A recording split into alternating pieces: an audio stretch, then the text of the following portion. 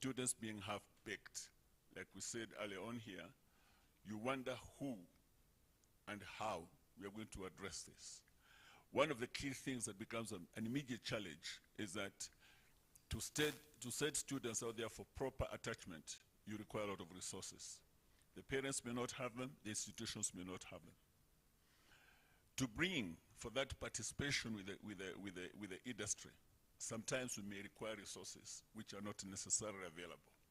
And that is why I think this theme, the theme of this conference, to break dependency, and that again brings me to the discussion that I was holding a short while ago.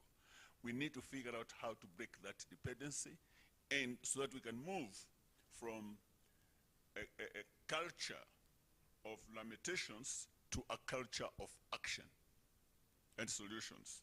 And then finally, looking at what the Professor Chacha-Mwita spoke about this morning, it is really, really important that even our students, we change from sending a student to veterinary school to learn veterinary medicine, comes out as a very good vet, but he knows nothing else other than treat animals. He needs to be able to appreciate law. He needs to appreciate the value of insurance. He needs to appreciate the value of the environment. He needs to appreciate the value of animal welfare. So many other factors that makes him now a holistic performer. Without that, that transformation we want in Africa won't happen. And that's not a problem in Kenya. I'm a Kenyan. And I have done a lot of work for the AUI, but I still do, for the Africa Union, Inter-Africa Bureau for Animal Resources, where I support them in the area of animal welfare. I'm aware that's a problem across Africa and the developing world. Thank you. Thank you very much.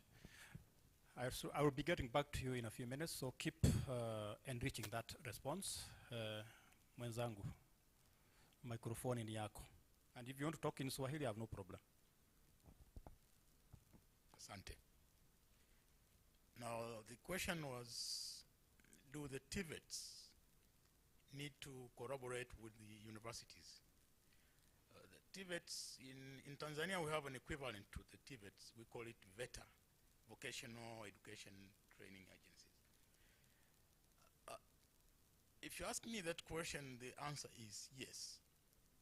They need to collaborate because the universities basically are producing thinkers, and the Tvets are producing doers. But if the two do not, they do not collaborate, then there is a very big disconnect, because what the industry wants, as I alluded to in my presentation, is getting things done. So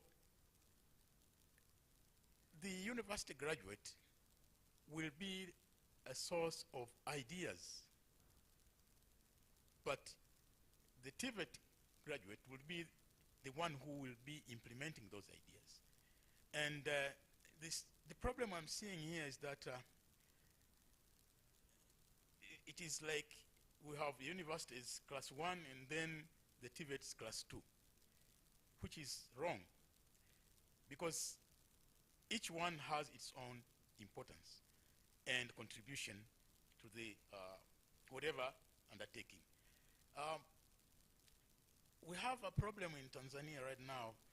Many of the vetters are thriving to become universities. They're doing that because they want to move from pseudo second class to first class, which in my opinion is very wrong. And also the distribution.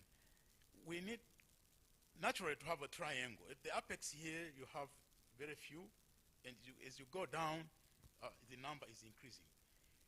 But now if we are allowing these Tvets to turn into universities, then at the end of the day, you're going to have the triangle upside down. And there will be no doers, but only thinkers. And things won't move in that fashion. I was reading an article a few days ago about why many companies are going to China. Even the US-based companies are going to China. It's not just the labor, which we used to say it is cheap labor, but it's that the quality of the skills they can get is quite good. If you go to Silicon Valley, you want the doers, it's not easy to get them. But if you go to China and you advertise for people who will actually perform the task, hundreds will come. So I think we need to think at policy level that even these numbers have to be moderated, in that we have a few at the top, and then as you go down, you have many who are properly skilled. So that's all what I can say for now. I'm waiting for the second question. I'll report you to your VC that you did your work. I think most of you should be aware by now that there's a requirement from Commission on University Education that if you are coming up with a new curriculum in the university, you must include the university, you must include the industry. So we are implementing that. Number two, this might surprise you. In Kenya, we are having students being admitted to the universities, but they prefer to go to Tvets. The most recent was about 15,000. So let's hear the gentleman sitting on this side. So who want to start? Very good. And this is a very unique man. When others are putting jackets, he is not bothered about code. You might give us a secret. No problem. Eat healthy, eat healthy.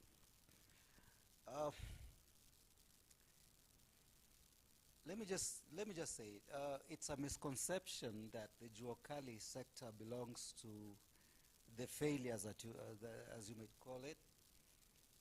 If we try to break down the Juakali sector, in essence, Juakali sector is the middle and small scale enterprises. You might not be surprised, and it doesn't come as a surprise that this country, I think about 80% of this country is run by, the small and medium and small scale enterprises. Now, when you're talking about a country that is run, that half of the population dwells in the middle and small scale enterprises, does it mean that we are a country of failures? Because that's the aspect that comes in. And I think that is a misconception. I think the Juakali sector actually should belong to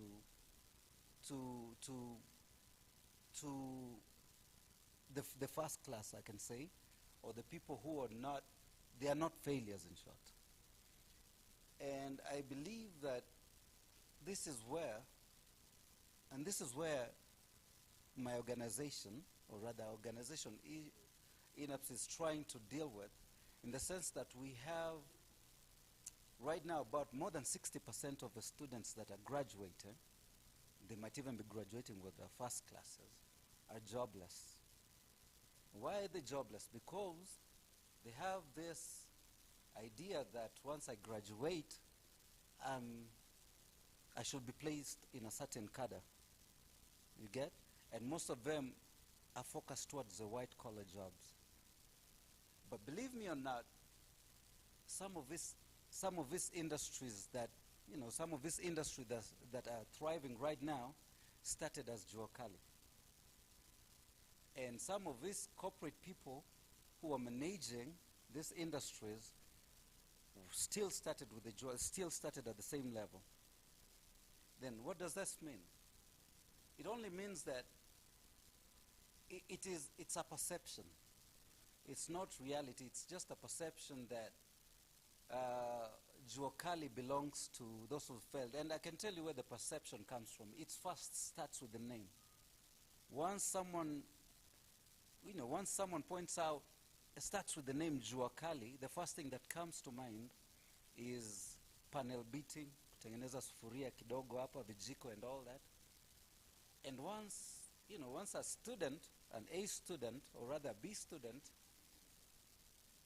when he listens to that, when he hears that term, anafikiria, why should I do my 4 years to go and work, to go and panel beat and do all this? Little do they know that actually there's an aspect of Juakali in every, in every aspect of life. If I come to your house, I am sure 30% of what is in there comes from the MSCs. If I just sit here, sit here and we look into this, into this venue, sorry, you will notice that there are a lot of things that actually come from the MSCs. So I think it's a misconception, and it starts from, it will end where the academia will disseminate, they will deconstruct this ideology of Juakali and actually come up with a certain term that will be attractive not only to the students but to us as a whole. You tell a parent that I want your children to come and work in the Juakali sector. The first thing that will come to their mind is, I didn't take you to school to do that.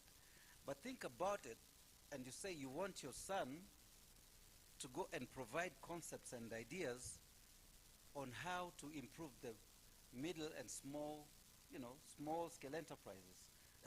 You see, it sounds different. So I believe it's just an opinion, and it's a misconception. Right.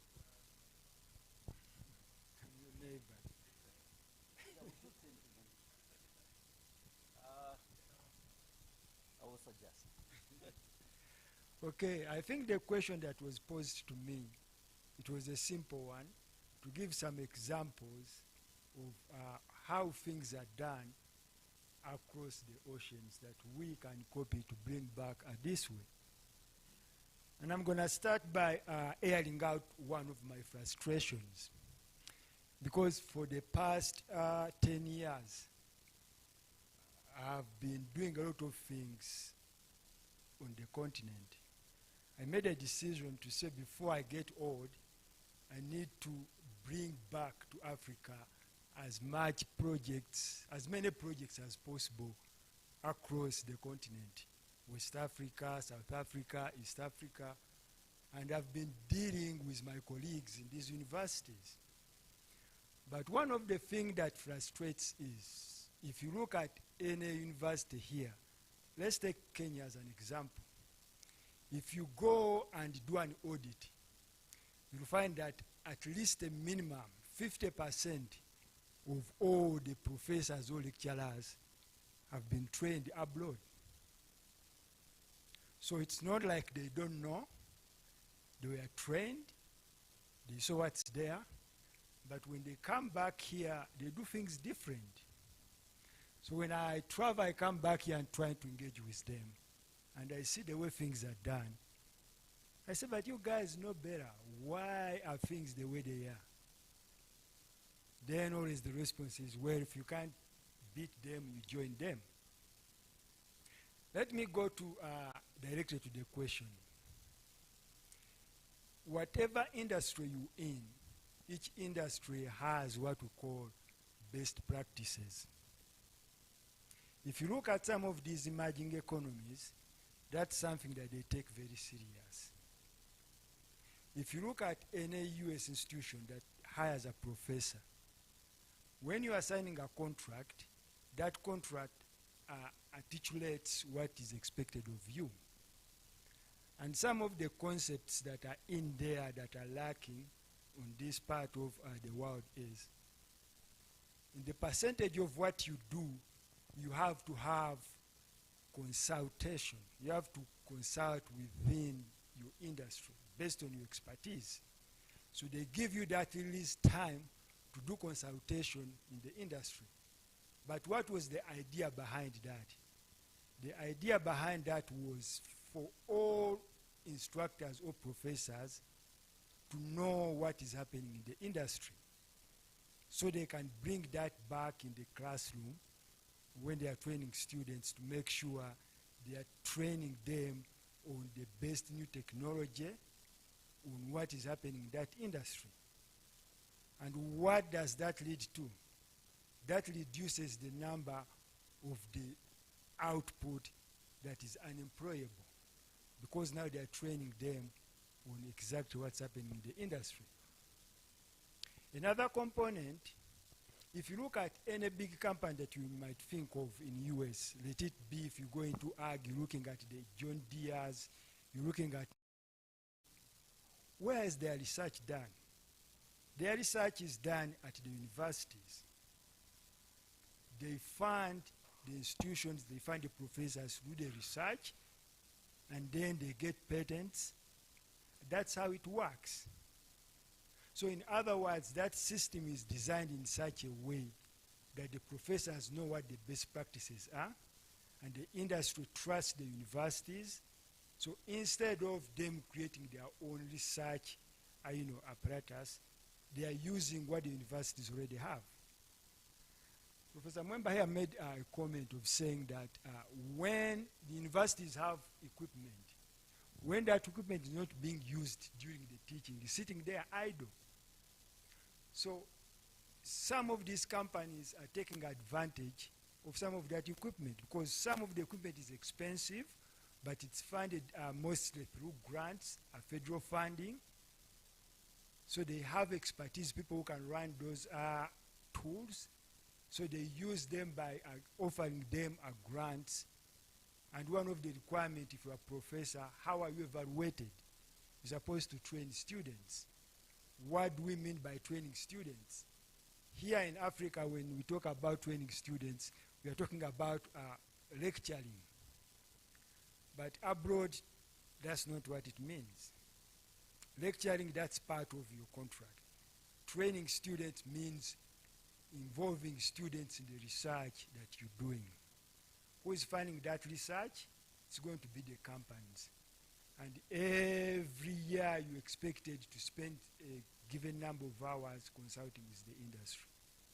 So that's where the disconnect is.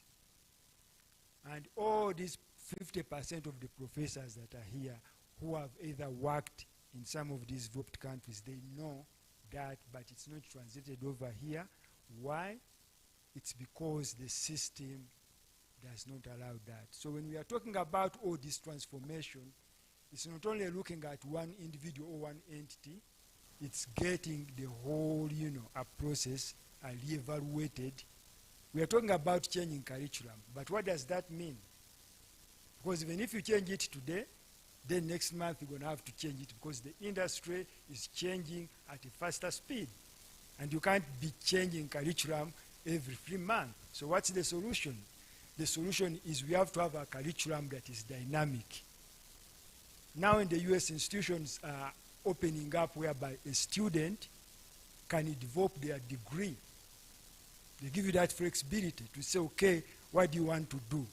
Can you design what you want to do? And then have it evaluated, and then see how it can fit in the structure. I hope they're also given liberty in taking the exam. That's very fascinating responses from our panelists, and I want for the next few minutes to have the audience ask these panelists a few questions. You can comment, you can add value, the freedom is yours. But before you answer your question, anybody here who has ever been my student? Raise up your hand, you ever been my student? 1, 2. Yeah, if you don't behave today, I'm going to disclose to this audience the grade that I gave you in the course that I taught you. So you must be very attentive. So who want to start? Yes, there's a question at the back. Then next, anybody here? So let's start from the back. And you can tell us your name and what you do. Then tell us who you want to answer the question. Good afternoon, everyone. My name is Modeu Kasanga. I'm going to choose a different hat from my past experience. But at the moment, I come from Lukenya University. Once upon a time, an election was held in 2013, April. And that was the first time we saw manifesto-led campaigns. I'm going somewhere, have no fear. And we saw the first articulation of education in politics with something big called the Digital Learning Program. And it was meant to be rolled out in all schools to completely change the way education in basic education is run. That year, a group of us, I come from basic education. I need to disclose that. My history is mainly in basic education. In the private sector, it became apparent that this discussion was only for public school children. So very quickly, we started talking to industry. Who can help us supply devices to children? Do you know government came calling and said, no, you have to procure these at either Moi University or JKU Art. So I went to JKU Art to see, with a team of people on a Saturday, to see this production line that was set up by Jomo Kenyatta University. It was on a Saturday. It took 1 hour to find the person with the key to the room. It took another 1.5 hours while the key was being looked for to find the person who could talk us through what was going to happen. And in that moment, I knew that that very noble idea of a university running the business was going to fail. I just knew it. And nothing really came of it. So number one, the devices were overpriced compared to industry. And therefore, the private sector in the education space could not participate. It is a fine line when institutions go into business. When they don't understand the business end of that business, that business they set up has to compete with the other existing private sector. It's a very fine line. And in Kenya, it is a loophole that especially universities have fallen into over and over and over again. I have watched in the newspapers when universities invest money in commercial buildings at prices that even in the private sector, we drop our jaws and ask, who negotiated this? Did anybody negotiate? Why would a university pay this amount of money for this building? Is it that they have so much money they want to throw it about? And those buildings will never make financial sense because they are not slotted in to the rest of the private sector that exists. The other thing I have worked with over the years is this notion of industry-academia linkage. It is, at the moment, the biggest discussion we must have. Because we produce young people who then have to earn a living. In higher education, families dispose of wealth to educate kids. Then whatever they get there, like has been said by nearly every speaker, there seems to be a mismatch between what we are doing and what the industry expects. So how can we link this up? It is beginning to happen. The model that we are running at Tvets with the government through the Kenya Private Sector Alliance is slightly different from what the universities envision. And it is hoped that we can trickle up this method where we borrow ideas from what Dr. Trickle up or bottom up? Trickle up, because we are starting at the Tvets side. Why is it being done at the Tvets side? That is where the majority of our youth are. Fact. At the moment, we had what, 140,000 students entering university, this coming in September, out of 1.2 million who did Form 4. So that space of Tvets and how it links up with industry. Summarize, please. The industry that Bwana Juvenal was talking about is now where we need to change our minds. Jua Kali is not for the failures. Every big idea starts small. Finished. Thank you. It was a big commentary. I'm a teacher. I think I've done my bit as a teacher. Thank you. I would have wanted to be one of your students. There was a question at the fire there. Your student. Good afternoon, ladies and gentlemen. My name is Patricia Kadorima. I'm a supply chain profession, a member of Kenya Institute of Supply Management based in Mombasa. And this is my question. I would want to borrow from the key speaker in the morning, Professor Chacha. I picked when he spoke this morning. He talked about career advisory services, and I brought on board training, coaching, and mentorship. And to what extent is it being embraced in our university and colleges? Because I believe it is very critical. Then he talked about having an holistic approach to producing who are in the society. So now when it comes to that, I would want to ask us, the panel, anyone can answer that.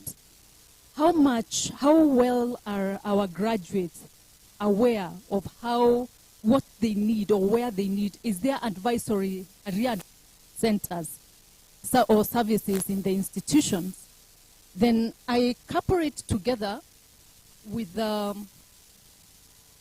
asking, we may have this conversation where we are, but now we need to ask ourselves, who brought us to this conversation?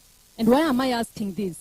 I'm asking this because I have two neighbors back in Mombasa where their sons, one got a B+, another one got an A. And there is a problem because one has the grade, but the cluster is not working. Another one, the cluster is working, the grade is against them. Now, how do we incorporate all the stakeholders in this conversation? The teachers at the secondary level, as they start preparing the students for selection of subjects in Form 3 or Form 2.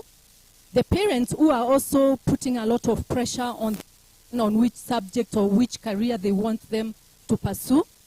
The industry and the universities.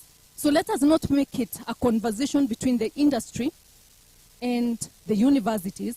We need also to change and make the parents and the students understand so that it is a conversation involving all these stakeholders. Thank you, Mwalimu.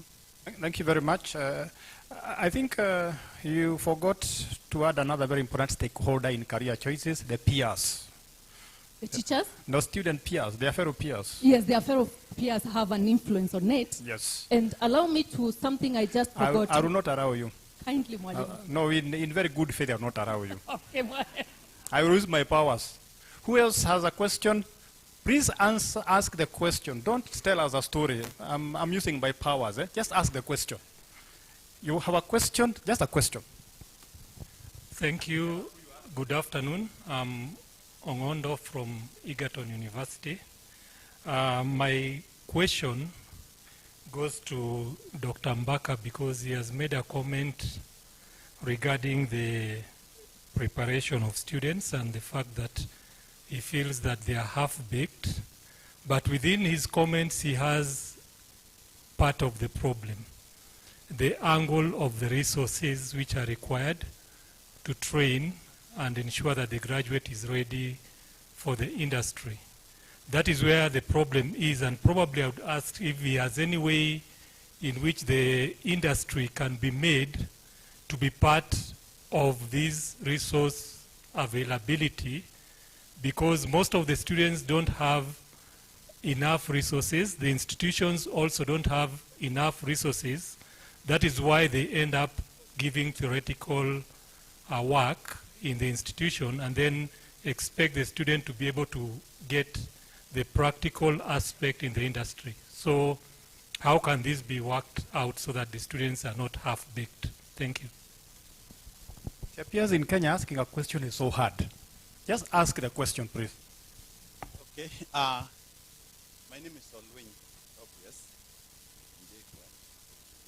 I have some questions to Dr. Mbaka. Questions, but question, please. It's about the link between the curriculum development and industry needs. We normally take students to attachment. Apparently, sometimes when they go to the attachment, they are not able to do or do what is linking to what they had learned in the university. My concern is how can we ensure that we involve the industry in what the students are learning, because there is a gap. So who will address this gap? Is it the professor, the student, the institution, or the government? I think if you put your mind together, together with some of us, we are able to come up with a solution so that we are able to, because when you do that thing, it was, okay, your model was telling us about attachment before and attachment after advanced training. Thank you. Good afternoon. My name's Professor Ndiema. My question goes to the welfare, animal welfare person. He talked about something called that efficiency, that is possible to use the institution for income generation. I'm wondering whether that is going to work, bearing in mind that institution can easily be the big brother or the father or the owner of the institution when he realizes that you are making money and you are able to even be independent, they will interfere. Thank you. I give you a name for asking the question. Let's get a question from here as I finish. Good afternoon. My name is Eugene Mudimba from Pioneer Assurance. I don't know, but any of you can answer this. What is your recommendation, or what is your thinking about our presidential flag bearer with the Azimio, suggesting that those people don't have certificates in specific like courses, but they are competent in whatever they do, that they'll be given a certificate of recognition so that they can also be competitive when it comes to the market they are going to, they are working in. What is your take on that? And how is it going to affect probably how the Tvets are working and the high institutions are also working to impart knowledge on the same areas of specialization? Thank you. Thank you very much. Let's have your question. Then one here, then I finish. Oh, there's one there. Will be the last one. And I have two. I will ask, choose which one. You have two, choose one. Okay, let me choose the first one. Okay, my name is Dr. Purity Modima from Kenyatta University. And my question goes to Dr. Banka. It's on internship. We know that the government of Kenya provided an internship, an annual internship program for graduates. And every year they come in out. But now there's an evaluation study we are doing, and we found out that there are so many graduates out there still jobless, despite the fact that they have been able to go to the work-ready programs attached in the country. And they are desperate. In fact, we went in one county where we had to have already committed suicide. So it's like the solution is not working. What would be the way forward?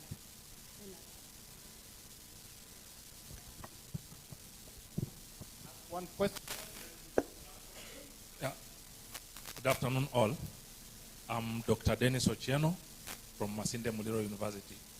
My question goes to Mr. Araka, and also it has a general trajectory for the whole meeting. Don't you think that the disconnect between industry and the universities is mainly physical, where you find that these institutions are established away from where the practicums must be occurring? For instance, why should you have banking training deep in the bush away from the banks? So University of Nairobi School of Engineering should go to industrial area. The last question, then take to the panelists. Prof, you also gave me.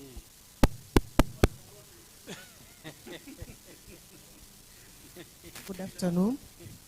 My name is Yusta Onsere, financial consultant with Pioneer Insurance. I want to pose my question to any of the panelists who can answer it. We lament so much about the half-baked graduates, but my question is there a way that we can get an advisory board that can go down to the roots at the lowest level to be able to advise the students in their youngest age to pick the right courses when they get to university? And is there a way we can be able to admit students who are not well, who are good in innovations, but they may not be the A materials, but they can do well in so many other sectors. Can you come up with a course that can take care of them at the university instead of taking them to the tertiary colleges? Last but not the last. Thank you, Prof. I gave you the opportunity because you are taller than me. Yeah, this is a question. And this question, I would like Prof. Ukenya to lead based on his level of exposure, but other panelists can also comment. And this question is about the emerging dilemma between the industry and academia. And this is the question. Now that the industry, particularly in Kenya, is embracing the wash-wash mentality, or what we are calling Songoism or the hustler, and the academia believe in critical thinking and hard work, where are we going to converge? Thank you. Thank you very much. You can decide the panelists. I give you each of you 1 minute to respond to the issues. You can go to Baka, Chove, then we end with Bukenya. Go ahead. Prof, if you give me 1 minute, I'll protest. Okay. Number one, thank you very much for the questions, and I will begin with the last one from Mount Kenya University. Internship, but still jobless. Which way forward? One of the things that I would like us to consider here is that the biggest challenge you have in any society is attitude. We have a saying that his attitude is a master of a man's destiny, man including woman. His attitude is a master of a man's destiny. Now, there are two things which are a reality Mount Kenya University about the workplace. Because of many years of society or the industry being subjected to half-baked graduates, they either have lost confidence in them, and therefore they will still be looking for the ones they know or the cheaper ones, or that is one of the challenges we have. The other issue here is that poverty may make the industry, which has become poor in any case in the first place because of substandard services, it may make them unable to afford good quality services. Therefore, I think we have a journey. We have a responsibility. And that responsibility can be anchored in what we proposed earlier this morning. We have the training institutions not only producing competent graduates, but being the centers of excellence for the public to see. These people coming from Nairobi University Veterinary Faculty, they're very good vets. These people coming from Egerton Agriculture, they're very good, and so on. Now, there was also a comment about, well, it was a political, it was a citation of a politician or political statements, but I would like to put it to us again to consider that it is, to give certificates to unqualified people is basically politics, and that's all. Because any certificate you meet is as good as the standards set to produce it. And the standards are set formally. I cannot evaluate you by looking at you and giving you a certificate. That's not real. There are standards which are universally acceptable for us to recognize certificates. And then a professor asked about industry being allowed to raise income. For a fact, I'm aware that Kabete, the College of Agriculture and Veterinary Services, they have some income generation programs.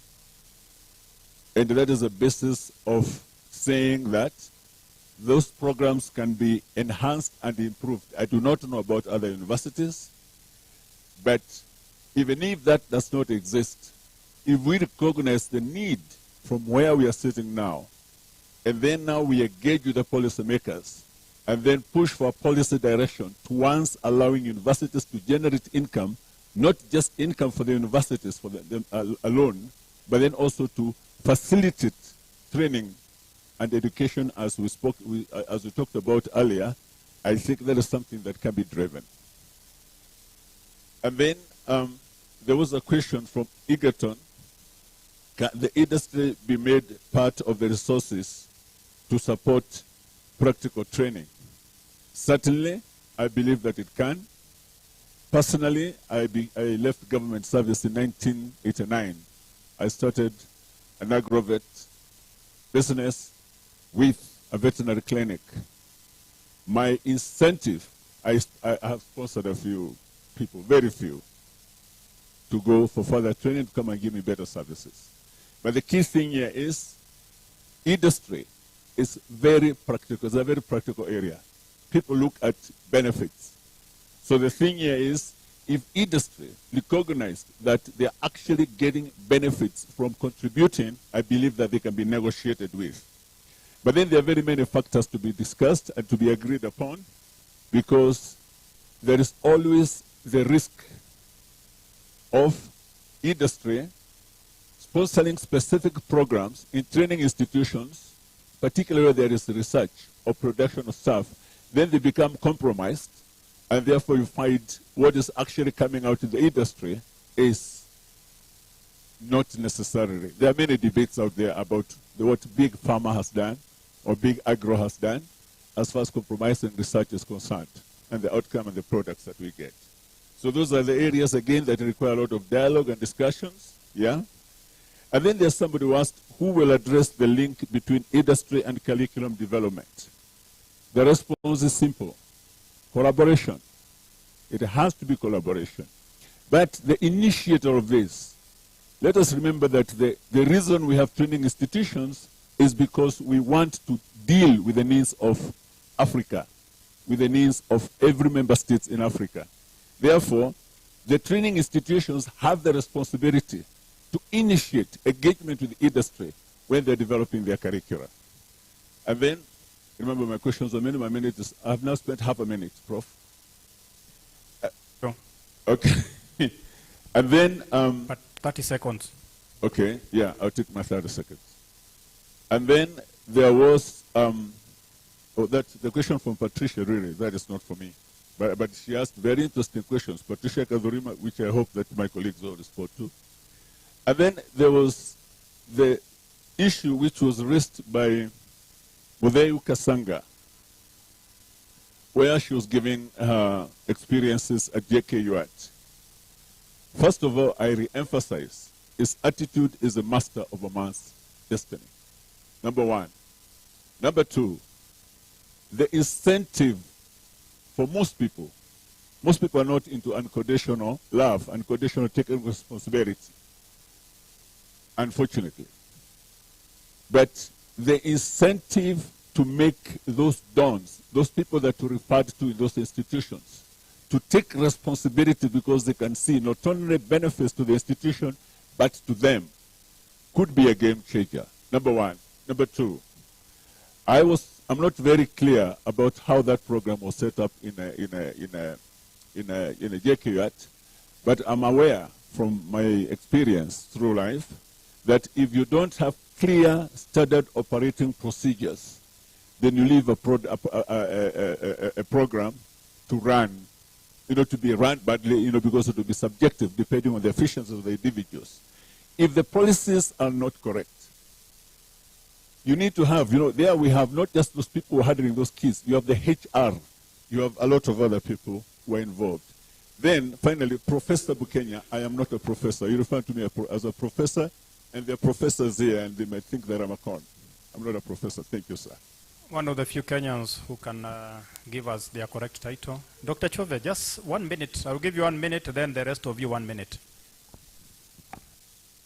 Thank you, Mr. Chairman. Maybe even 1 minute is too long. Just want to comment on the advice on having a career advisory service in higher learning institutions. I think at least I know from my university we have one, but what does it do? That is the other problem. I think the question is not what course to take. The question is, what is the relevance of each of these courses? And that relevance will be driven by the needs of the industry. There is a problem now of massification of higher education. And we're doing that because we want the fees. Okay? The survival of the institutions depends on that. But that now has led to crafting or developing curricula which sometimes is not needed by the industry. And I'm sure you are all aware that some of the universities, even here in Kenya, have started trimming down some of the curricula because they are not relevant to the industry. So what I would say here is that the key point here is collaboration between industry and higher learning education, higher education institutions in developing the curricula. I know the process involves the so-called stakeholders consultation, but I think this is not really carried out in the way it should be. Because normally you have to bring in the stakeholders from industry who will explain what skills they need from the graduates. And those are the ones now which will mainstream in the curriculum. Now that is not happening in most cases because of the pool for getting the tuition on one side, but at the same time, the industry itself is also not coming very close to the university. Araka, you have 30 seconds. I will take the question from the good university, Don, who asked about why the universities are set away, far away into the bush from the industries, yet we are talking about bridging the gap between the university, between the academia and the industry. And I was actually hoping that you will continue and ask why the industries should be set away from the university setting. But in real essence, university as an institution does not only deal with one aspect or one area of the industry. And I believe if we are to set a university in the different courses that they teach, then a university will cover the whole country. Because if we are teaching medicine, it means we'll set our university near Kenyatta Hospital. And if also the other course is agriculture, they will set it somewhere in, Kiambu. And if it offers another course, it will set. So the aspect of a university setting itself away from the industry, or rather from the economic zones, is because it deals with many aspects, for one. And two, I believe a university should be well equipped to impart, skills and knowledge to the students and prepare a graduate ready to tackle, to deal with the industry itself. So it's about equipping the university and having all, that pertains to different aspects of the industry. Thank you very much. You want to give us the name for Juakari? The name you have come up with? Small technocrats. Small technocrats. We can debate that later on. Professor Bukenya, we have spared the best for the last. You can mention one or two things about large grant institutions. Yeah, probably to try to answer the gentleman's question. The way I'd look at this, when you want to make change, and to make that change long-lasting, it has to be data-driven. So when we talk about curriculum change, when we talk about this linkage between universities and the industry, we need to first make a step back and ask ourselves, what curriculum are we talking about? Because this curriculum is not like the whole university has only one curriculum. This curriculum are based on the discipline. So can we do an audit to see, is there any of these disciplines in the university that is producing professionals or students that are fully baked? Or are we saying that all students are half-baked? And I don't think that's the case. So it's a matter of doing an audit to see who's doing things right. How can we take that and then try to have other areas copy some of the best practices that that particular unit is doing? Because at the end of the day, if we lump it together, talking about curriculum change, curriculum development, we get lost in the forest. But we need to go back and look at that audit and see who is doing things right. If we're going to go outside to see how they are doing things, we don't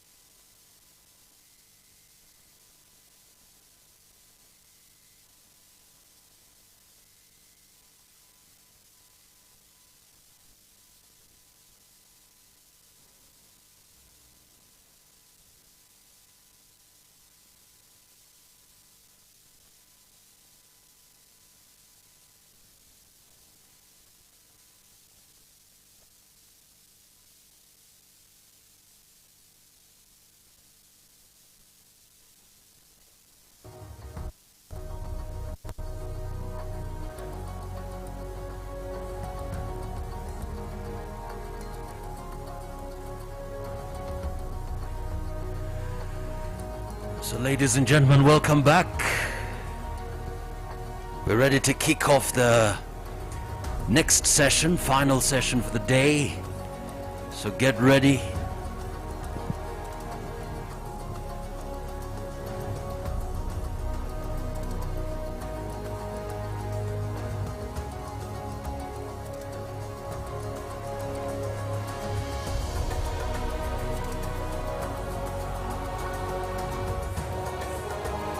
So ladies and gentlemen, asanteni sana.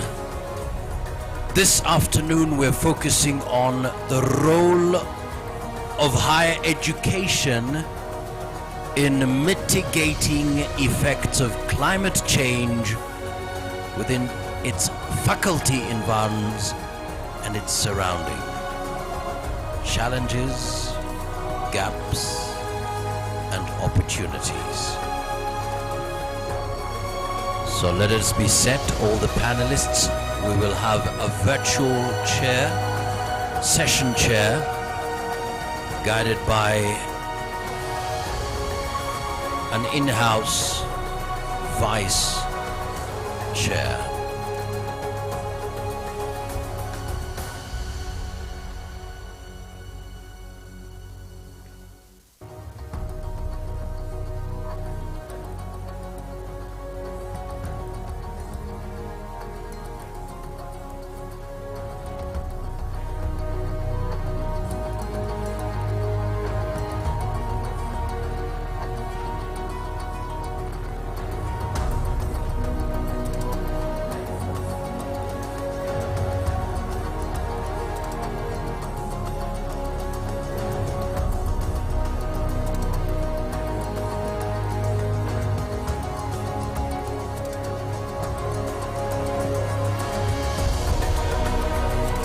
So thank you so much, and our session chair is ready. I want to confirm, Professor Moses Langat, are you there?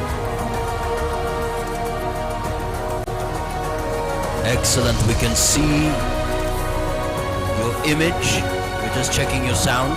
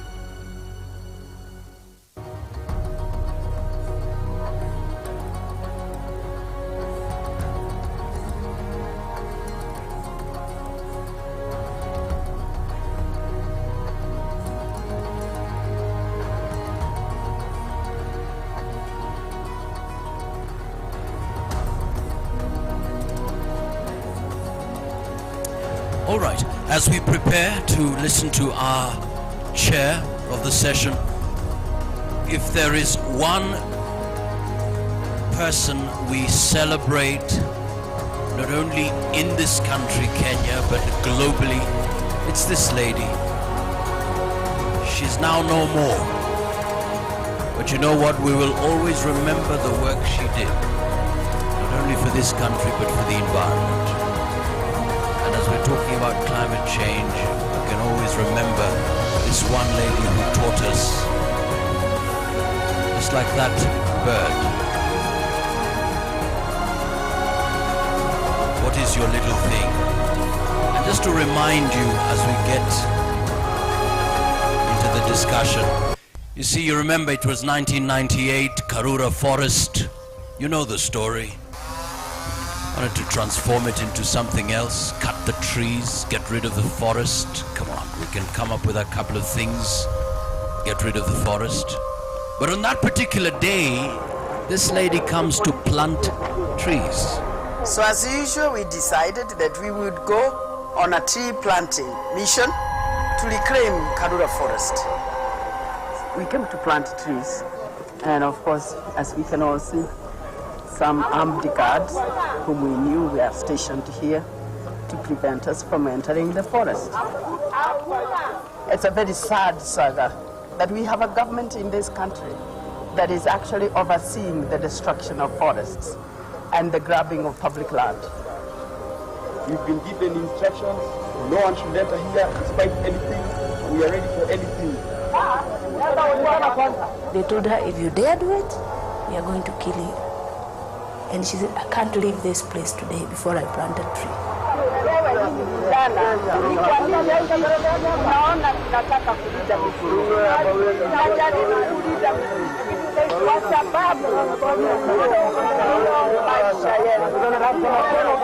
Then all of a sudden, the goons attacked. The violence. We want honesty, we want justice. If we are going to shed blood because of our land, we will. We are used to that. Our forefathers shed blood for our land. We will do so. This is my blood. And it reminds me of the blood that Wayaki shed, trying to protect Karura Forest. And guess what? The first group of people to respond, well, guess what? University came in support. No more grabbing. Finally allowed to plant the trees. Now for generations at least, God willing, we can still traverse the streets of Karura Forest because of this professor. Ladies and gentlemen, higher education, sustainability, and its role in environmental conservation and climate change mitigation in Africa. The session chair, ladies and gentlemen, joining us virtually. A big round of applause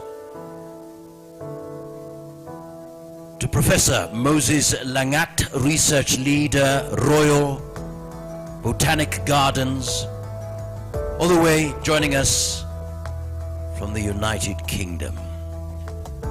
And here, the Vice Chair, Dr. Mwenda Mbaka. Makofi yao tafadhali. But we'll start off. Karibu sana, all the way from the UK. If you can hear me, Prof, we are ready to listen to you. Professor Moses Langat, over to you.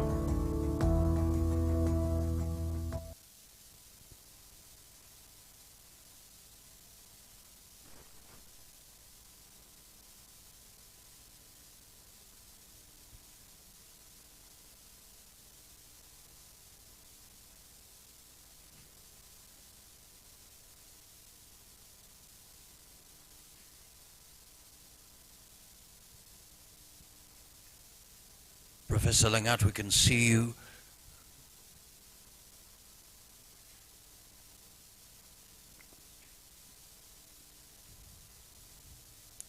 But we can't hear you.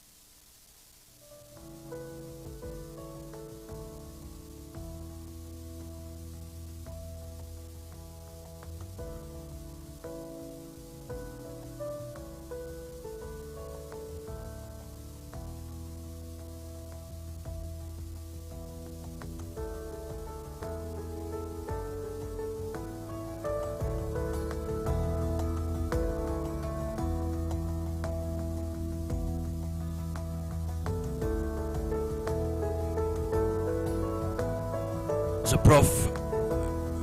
Langat, I'll give you the go-ahead to start, just sorting out the technical part, and then you can kick off.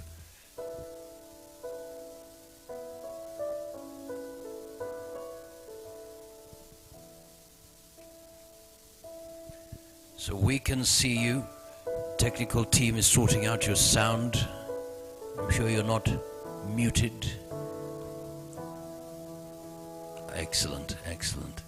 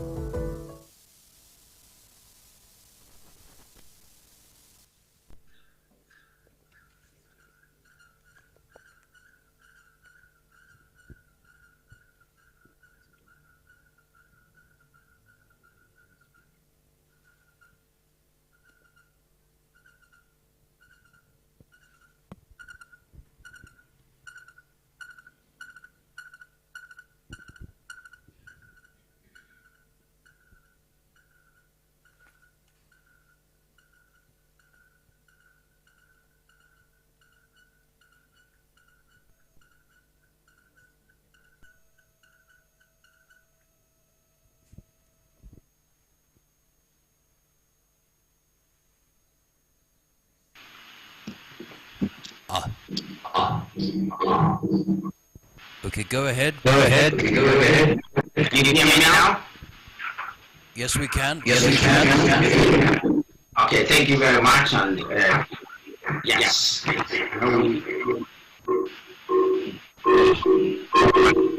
this virtually.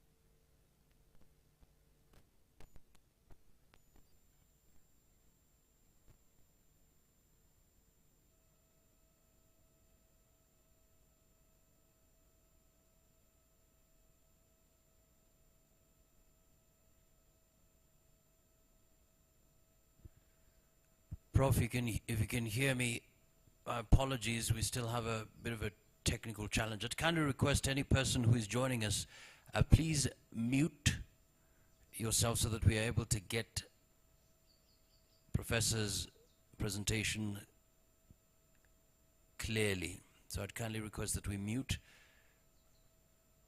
All right, thank you so much. We apologize, Prof, for this. Thank you for your patience.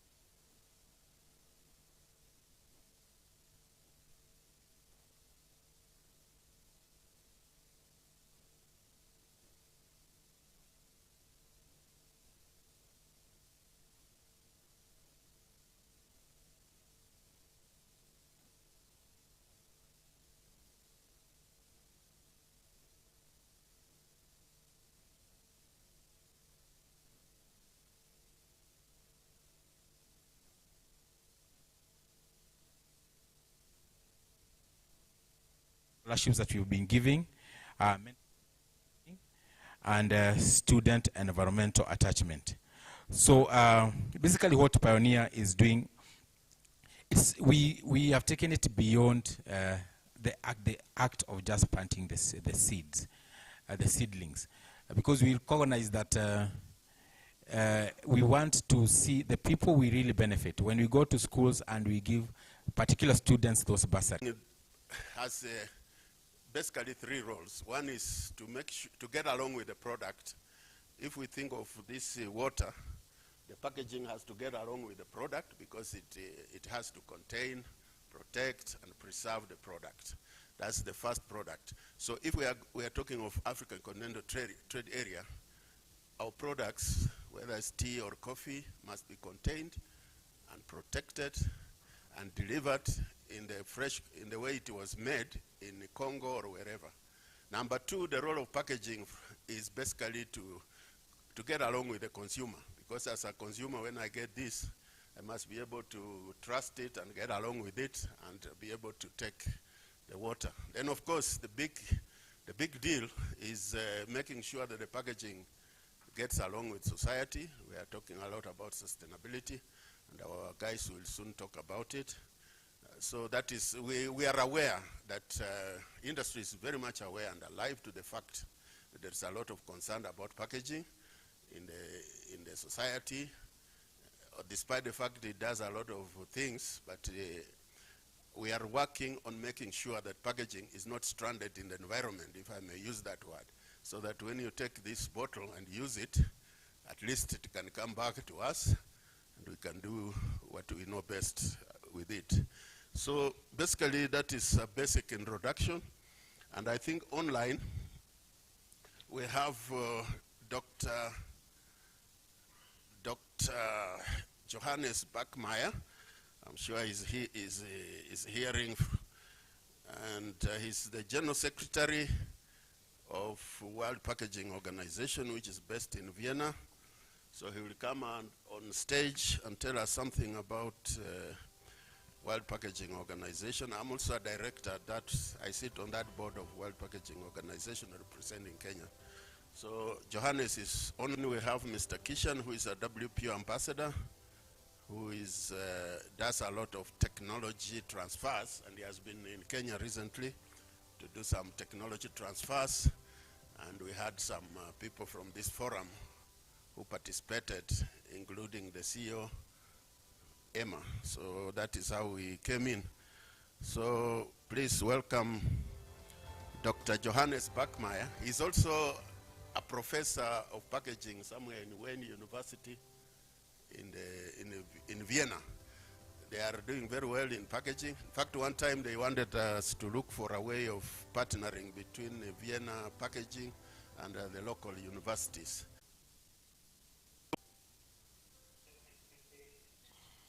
It's not really working on my camera. Maybe then it works better. Because the connection is really bad. Yeah. But okay. My name is Johannes Bergmeier. I'm General Secretary of the WPO of the World.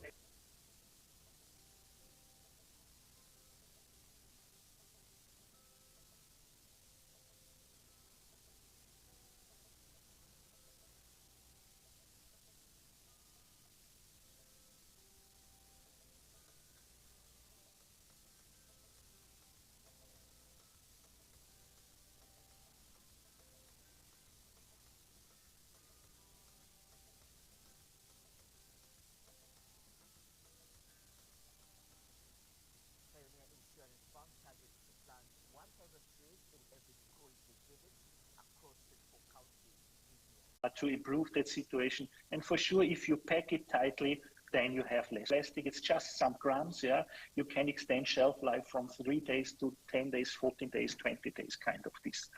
And this is what we need. Or go back to milk, dairy products. Yeah, it's just a little bit of aluminium in there. Yeah, the thickness of that aluminium layer is with these pictures. Yeah, and I think Joseph has shown something similar. Yeah. All these pictures about waste in the ocean or in tremendous landfill where everybody just have to look at the picture and knows this cannot happen. We cannot go on like this. Yeah? So consumers are very concerned about climate change. Yeah? They tell us we will have 40 plus degrees here in Vienna next week. Maybe in Kenya you're used to it. We are not used to it. Yeah, we have not enough rain in the last weeks here. There were tremendous things in Italy going on. So climate change is already happening. Yeah, this means human health, danger to human health. We deploy our natural resources. They're getting less and less, and we have this pollution and landfill situation. Yeah, and this is not only what governments are telling us.